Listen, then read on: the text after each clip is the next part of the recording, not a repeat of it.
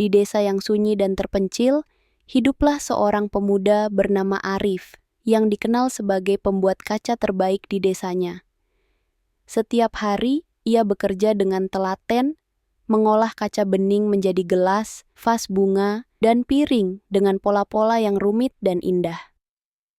Orang-orang dari desa lain datang ke tokonya untuk membeli hasil karyanya. Bahkan, seringkali mereka harus memesan terlebih dahulu karena banyaknya permintaan. Namun, di balik semua ketenaran dan keterampilan itu, Arif menyimpan kekhawatiran yang selalu menghantui dirinya.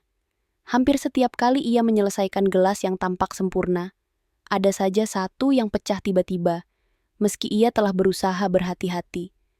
Pecahan itu membuat hatinya hancur.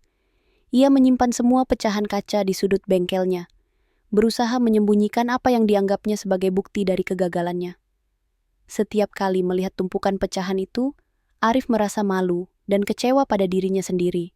"Saya ini pembuat kaca yang buruk," bisiknya pada diri sendiri suatu malam saat ia menatap pecahan-pecahan itu. "Mengapa saya selalu gagal membuat kaca tanpa retak?" Hari demi hari, Arif semakin terpukul dan mulai merasa lelah dengan pekerjaannya. Dia bahkan sempat berpikir untuk meninggalkan pekerjaannya sebagai pengrajin kaca. Namun, suatu pagi yang dingin, seorang lelaki tua dengan rambut putih dan wajah yang penuh kerut memasuki toko Arif. Dia memperkenalkan dirinya sebagai Pak Budi, seorang pengelana yang dikenal bijaksana dan sering datang ke desa-desa untuk berbagi pengetahuan.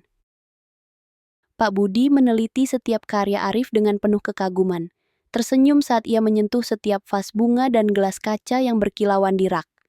Namun, ketika matanya menangkap tumpukan pecahan kaca di sudut ruangan, senyumnya semakin lebar. "Karya-karyamu indah, Arif," kata Pak Budi dengan suara yang hangat. "Tapi yang lebih menarik adalah yang ada di sudut sana." Arif terkejut dan sedikit malu.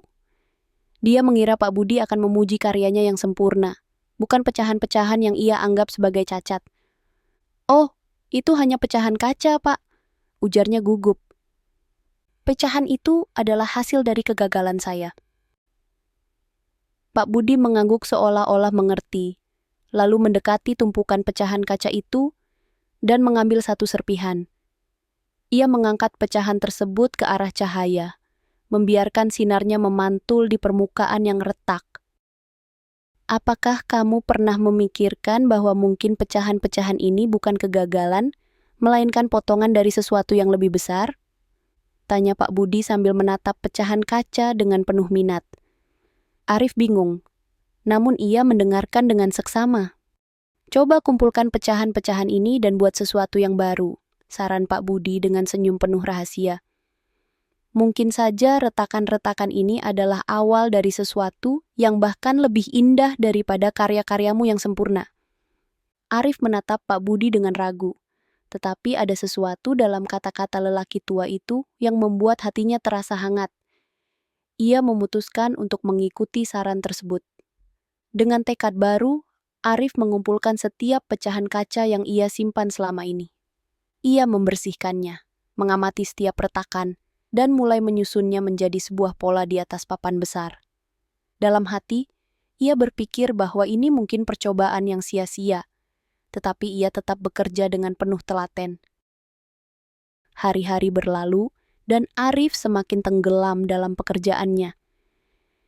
Setiap kali ia menemukan pecahan baru, ia merasa tertantang untuk menemukan tempatnya dalam mozaik yang ia buat. Awalnya, mozaik itu tampak acak dan tidak memiliki bentuk jelas, tetapi perlahan-lahan dari kumpulan retakan itu mulai terbentuk pola yang rumit dan berkilauan. Di bawah sinar matahari pagi yang menyinari tokonya, mozaik itu memantulkan warna-warna yang tak pernah ia lihat sebelumnya. Ketika mozaik tersebut akhirnya selesai, Arif mundur beberapa langkah untuk melihat hasil karyanya. Pemandangan yang ia lihat membuat nafasnya terhenti.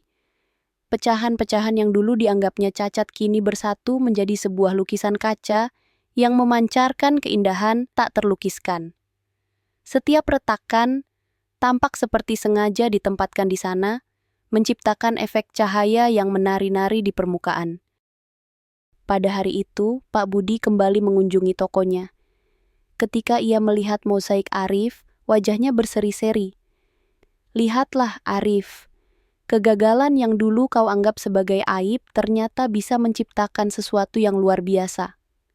Arif tersenyum dengan penuh rasa syukur, namun dalam hatinya masih ada satu pertanyaan. "Pak Budi, mengapa Anda bisa melihat keindahan di balik retakan-retakan ini ketika saya tidak bisa?" Pak Budi tertawa kecil.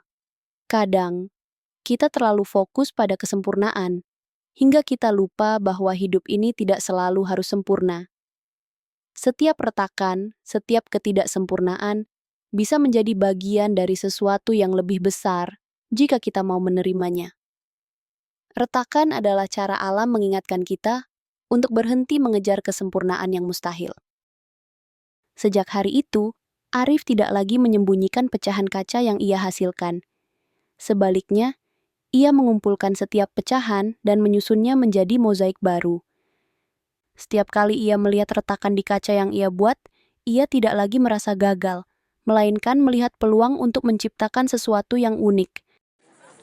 Kabar tentang karya mozaik kaca Arif menyebar hingga ke desa-desa lain, dan orang-orang datang berbondong-bondong ke tokonya, bukan hanya untuk membeli gelas atau vas bunga, tetapi untuk melihat mozaik kaca yang memancarkan kilauan warna-warni di bawah sinar matahari. Mozaik itu menjadi daya tarik tersendiri, menginspirasi orang-orang untuk melihat keindahan di balik ketidaksempurnaan. Kini, Arif menjalani hidupnya dengan penuh rasa syukur. Dia menyadari bahwa setiap retakan yang dulu ia anggap sebagai kelemahan ternyata adalah bagian dari rencana yang lebih besar.